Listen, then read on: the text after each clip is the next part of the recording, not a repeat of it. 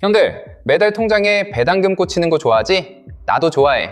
근데 오늘 좀 불편한 얘기를 해야 할 것 같아. 요즘 유튜브나 블로그 보면 커버드콜 ETF 추천 영상이 정말 넘쳐나잖아. 제피, 제피큐, QYLD. 국내에서도 타이거 커버드콜, 코덱스 커버드콜 상품이 쏟아지고 있어.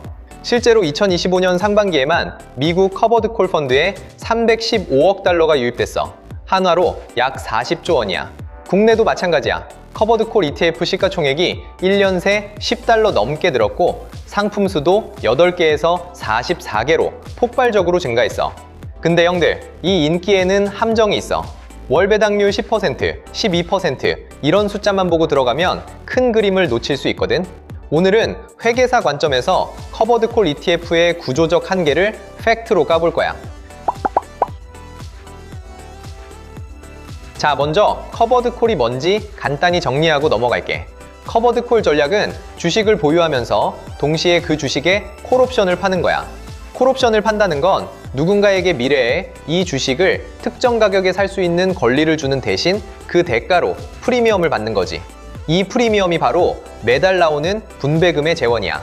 근데 문제는 여기서부터 시작돼. 콜옵션을 팔았다는 건 주가가 특정 가격 이상으로 올라도 그 이상의 수익은 포기한다는 뜻이거든. 이걸 업계에서는 비대칭적 손익구조라고 불러. 쉽게 말하면 올라갈 때는 천장이 있는데 내려갈 때는 바닥이 없는 구조야. 그럼 이 구조가 장기적으로 어떤 결과를 만들어내는지 실제 숫자를 볼게. 커버드콜 ETF의 대표 주자 QYLD부터 보자. QYLD는 나스닥 100 지수를 기초로 콜옵션을 100% 매도하는 원조 커버드콜이야. 지난 11년간 배당금 재투자를 포함한 총 수익률을 비교하면 QQQ의 연평균 성장률은 18.4%인데 QYLD는 7.9%야. 똑같은 나스닥 100 종목을 갖고 있는데 연 10%포인트 넘게 차이가 나는 거지. 10년이면 복리 효과로 자산이 3배 이상 벌어져. 그러면 2세대 커버드콜은 좀 낫냐고. 제피큐를 볼게. 제피큐는 JP모건이 만든 나스닥 100 기반 커버드콜인데 옵션 매도 비중을 조절하면서 상승장 참여도를 높인 상품이야. 그래서 QYLD보다는 확실히 낫지. 근데 3년간 데이터를 보면 제피큐의 연평균 성장률은 13.7%, QQQ는 18.6%야. 배당 다 재투자해도 연간 약 5%포인트 차이가 나. 위험도를 동일하게 맞춰서 비교해도 QQQ가 앞서. 국내도 마찬가지야. 타이거 200 커버드콜 OTM이라는 상품이 있는데 2012년에 상장해서 지금까지 10년 넘었어. 이 상품의 10년 수익률이 얼마인 줄 알아? 고작 6.18%야. 10년 동안 총 수익률이 6%라니까? 같은 기간 코스피 200 지수는 비교할 수 없을 만큼 올랐어. 자, 여기서 좀 더 깊이 들어가 볼게. 왜 이런 차이가 생기는 걸까? 핵심은 옵션 프리미엄이라는 게 공짜가 아니라는 거야. 회계적으로 보면 커버드콜 전략에는 눈에 안 보이는 비용이 3가지가 숨어 있어. 첫 번째, 기회비용. 이게 가장 크고 치명적이야. 주가가 행사 가격 이상으로 올라가면 그 초과 수익을 전부 포기해야 해.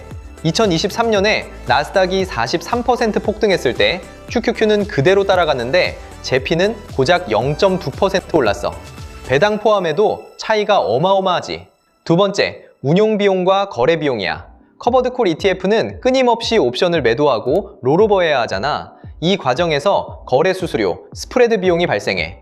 운용 보수도 QQQ가 0.2%인데 QYLD는 0.6%야. 3배 차이지.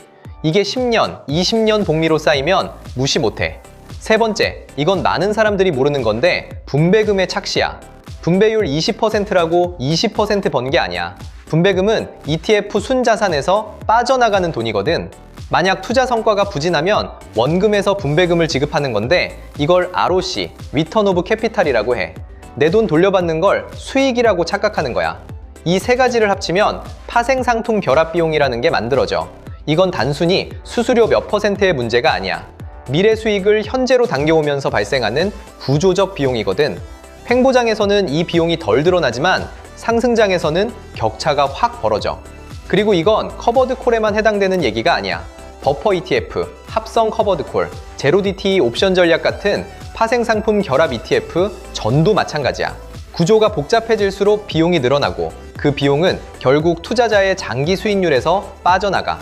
최근에 2세대, 3세대 커버드 콜이라고 타겟 프리미엄 전략이나 위클리 옵션 전략이 나오고 있잖아.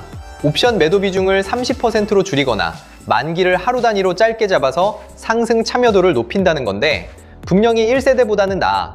하지만 형들, 옵션 매도 비중을 줄이면 그만큼 분배율도 낮아져. 그리고 옵션을 아무리 적게 팔아도 파는 순간 상방 제한이라는 본질은 변하지 않아. 코덱스 금융고배당 탑10 타겟 위클리 커버드 콜이 3개월 수익률 54%를 기록했다는 뉴스가 있었는데 이건 금융주 자체가 급등한 덕분이지 커버드 콜 전략 덕분이 아니야. 커버드 콜 없이 그냥 금융주를 들고 있었으면 수익이 더 컸을 거야. 결국 핵심은 이거야. 파생 상품을 결합하는 순간 그 비용은 어떤 형태로든 본체 포트폴리오의 가치를 갉아먹어. 1세대든 3세대든 옵션 매도 비율이 100%든 30%든 비용의 크기만 달라질 뿐 방향은 같아. QQQ 대비 QILD의 연평균 수익률 차이 10.6%포인트, QQQ 대비 JPQ의 차이 4.9%포인트. 이게 바로 파생 상품 활용 비용이야. 이 비용이 복리로 쌓이면 장기적으로는 절대 본체 포트폴리오를 이길 수 없어. 그러면 커버드 콜은 아예 쓸모없느냐? 그건 아니야. 이미 은퇴했거나 당장 생활비로 현금 흐름이 필요한 사람에게는 의미가 있을 수 있어. 하지만 그때도 포트폴리오의 전부가 아니라 일부로만 활용해야 해. 그리고 복매금을 생활비로 쓰는 거지.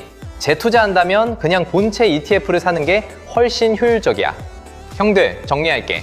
커버드 콜 ETF는 미래 수익을 현재로 당겨오는 구조야.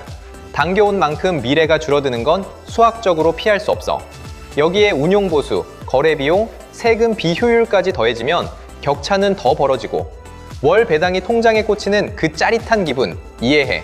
근데 그 기분 때문에 장기적으로 수천만 원, 수억 원을 잃을 수 있다는 것도 알아야 해. 특히 자산을 불려가는 단계에 있는 형들이라면 커버드 콜보다는 S&P 500이나 나스닥 100 같은 본체 ETF에 집중하는 게 맞아. 매달 배당받는 재미보다 10년 후 자산이 2배, 3배로 불어나는 재미가 더 크다는 거. 이건 내 의견이 아니라 숫자가 말해주는 사실이야. 오늘 영상이 도움이 됐다면 구독이랑 좋아요 한 번씩 부탁하고 다음 영상에서 또 만나자. 형들, 성투해!